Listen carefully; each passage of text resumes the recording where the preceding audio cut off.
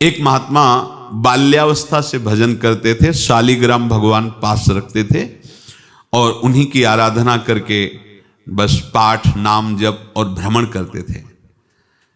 यौवन अवस्था थी, गंगा जी के किनारे अपने ठाकुर को विराजमान करके स्नान करने के लिए कपड़ा ही उतार रहे थे कि 90 लोग आ गए, भाला तलवार सब ले, मारो मारो इसको मारो, घेर लिया।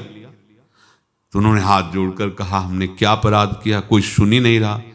तो उन्होंने कहा मार तो डालोगे ही आप 90 लोग, हमको अस्त्र शस्त्र तो लिए नहीं, एक बार हमें गंगा में डुबकी लगा देने दो और अपने ठाकुर को स्नान करा देने दो, फिर इसके बाद आप मार देना। भगवत इच्छा से वो लोग रुक गए, स्नान किया और अंदर से प्रार्थना की, प्रभु ये क्या लीला है आपकी, आपके सिवा मेरा कोई है नहीं और ये मुझे मारना चाहते हैं। तो भगवान ने जानते हो क्या कहा उनके अंतर में, तुम मेरे में ध्यानस्थ हो करके शरीर को छोड़ो, ये लोग मारेंगे। ये मेरे भजन का फल है कि तुम्हें 90 जन्म नहीं लेना पड़ेगा, एक ही जन्म में 90 मिलके, तुमने 90 हिंसा की थी पूर्व में, तो तुम्हें 90 बार जन्म लेना होता और एक एक करके मारते। ये मेरे भजन का प्रताप है कि एक बार में ही 90 का हिसाब हो जाएगा।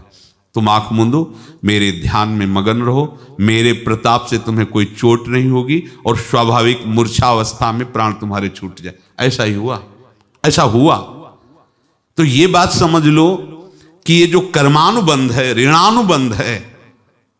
आप देखो, अगर शाप महात्माओं ने दिया कि तुम्हारे वंश का इससे विनाश होगा, तो भगवान भी परम धाम जा रहे तो उसी कील से, बाण की नोक में जो मछली लील गई थी छोटा कण, उसी से की नोक बनाई और उसी नोक को प्रहार किया, भगवान के श्री चरण में वही बाण की नोक लगी और भगवान ने स्वीकार किया ना।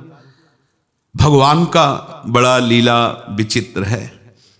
अगर छुप करके उधर रामावतार में बात, तो इधर ऐसे स्वीकार किया है भगवान ने। ऐसा कहीं नहीं दिखाया कि मैं भगवान हूं तो मैं अपने लिए, ऐसा नहीं दिखाया।